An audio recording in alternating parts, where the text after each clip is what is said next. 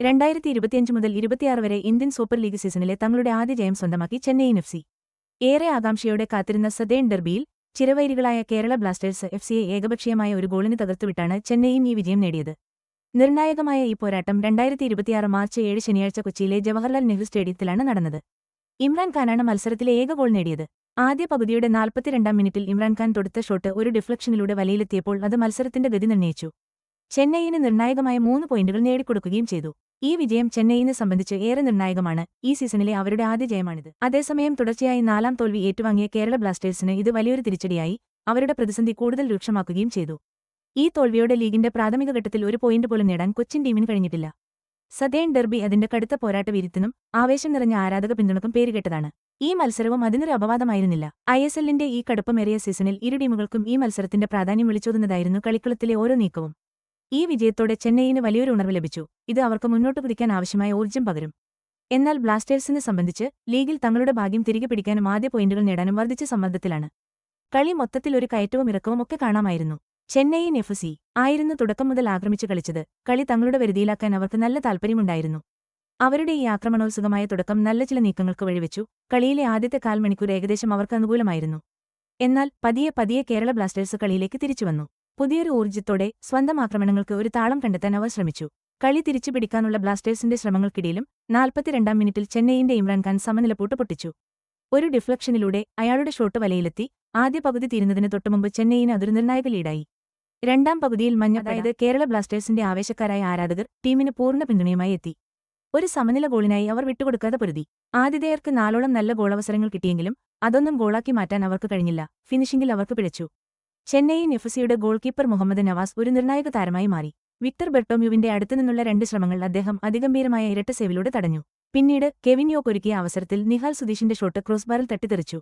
ഇത് ഗോളവസരങ്ങൾ പാഴാക്കുന്ന കേരള ബ്ലാസ്റ്റേഴ്സിന്റെ പതിവ് ശൈലി ഒന്നുകൂടി അടവരയിട്ടു. ചെന്നൈയിന്റെ പ്രതിരോധനിര ശക്തമായി നിലയുറപ്പിച്ചു.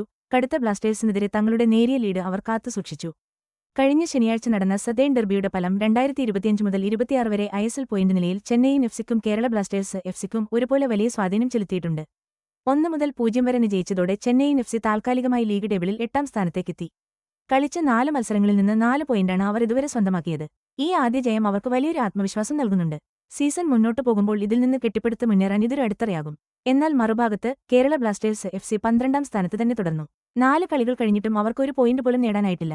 തുടർച്ചയായ 4 തോൽവികളുടെ പോയിന്റുകൾ നേടാൻ അവർ അനുഭവിക്കുന്ന ബുദ്ധിമുട്ട് സീസണിൽ എത്രത്തോളം വെല്ലുവിളി നിറഞ്ഞതാണെന്ന് വ്യക്തമാക്കുന്നു. ഹെഡ് കോച്ച് ഡേവിഡ് കാറ്റലിക്കും അദ്ദേഹത്തിന്റെ ടീമിനും മേലുള്ള സമ്മർദ്ദം വർദ്ധിക്കുകയാണ്. സീസണിന് ഒരു ഉണർവ് നൽകാൻ ഒരു വഴിത്തിരിവിനായി അവർ കാത്തിരിക്കുകയാണ്. 2025 മുതൽ 26 വരെ ഐഎസ്എൽ സീസൺ വളരെ മത്സരാധിഷ്ഠിതമാണ്. പ്ലേ ഓഫ് സ്ഥാനങ്ങൾക്കായി ടീമുകൾ കടുത്ത പോരാട്ടത്തിലാണ്. സാധാരണയായി ആദ്യ 6 സ്ഥാനങ്ങളിലെത്തുന്ന ടീമുകളാണ് പ്ലേ ഓഫിലേക്ക് യോഗ്യത നേടുന്നത്. അതുകൊണ്ടുതന്നെ ചെന്നൈയിനും കേരള ബ്ലാസ്റ്റേഴ്സിനും ഈ സീസണിലെ ലക്ഷ്യങ്ങൾ നേടാൻ ഒരുപാട് ദൂരം മുന്നോട്ടു പോകാനുണ്ട്. പോസ്റ്റ് സീസൺ സ്ഥാനങ്ങൾക്കായുള്ള മത്സരത്തിൽ പിന്നോട്ടു പോകാതിരിക്കാൻ ബ്ലാസ്റ്റേഴ്സിന് ഒരു പെട്ടെന്നുള്ള തിരിച്ചുവരവ് അനിവാര്യമാണ്.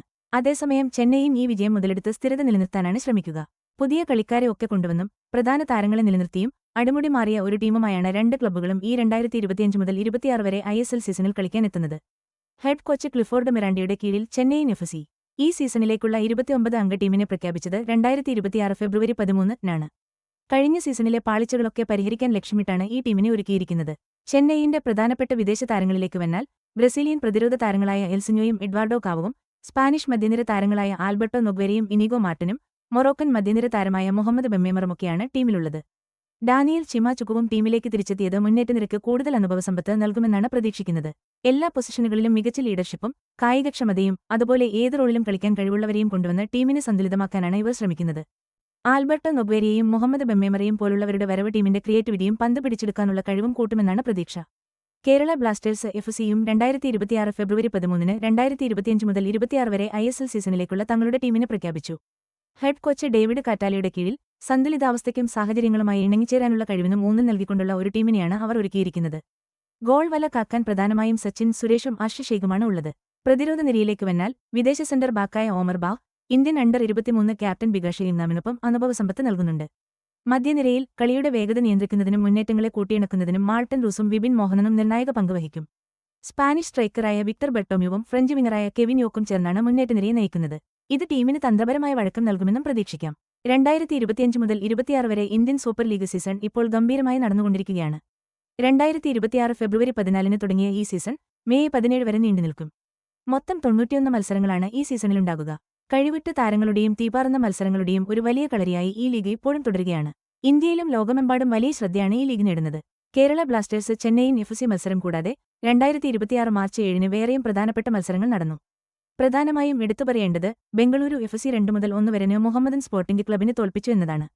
മോഹൻ ബഗാൻ സൂപ്പർ ജയന്റിൽ 3 വർഷം കളിച്ചതിനുശേഷം 2025 മുതൽ 26 വരെ സീസണിൽ ദീർഘകാല കരാറിൽ ബംഗളൂരു എഫ്.സിയിൽ തിരിച്ചെത്തിയ ആഷിഖ് കുരുണിയൻ ഈ മത്സരത്തിൽ കളിച്ചിരുന്നു. മുഹമ്മദൻ എസ്.സിക്കെതിരായ ഈ വിജയത്തിൽ ബംഗളൂരുവിനായി ഒരു ഗോൾ നേടി കുരുണിയൻ തന്റെ തിരിച്ചുവരവ് ഗംഭീരമാക്കി. ഇതിലൂടെ അദ്ദേഹം പുതിയ ക്ലബിനായുള്ള തന്റെ മൂല്യം തെളിയിച്ചു. എല്ലാ മത്സരങ്ങളും കാണാൻ ആഗ്രഹിക്കുന്ന ആരാധകർക്കായി കേരള ബ്ലാസ്റ്റേഴ്സിന്റെയും ചെന്നൈയിൻ എഫ്.സിയുടെയും ഇനി വരാനിരിക്കുന്ന എല്ലാ മത്സരങ്ങളും ഉൾപ്പെടെയുള്ള 2025 മുതൽ 26 വരെ ഇന്ത്യൻ സൂപ്പർ ലീഗ് മത്സരങ്ങൾ ഇന്ത്യയിൽ ഫാൻ കോഡ് ആപ്പിലും വെബ്സൈറ്റിലും തത്സമയം കാണാൻ സാധിക്കും.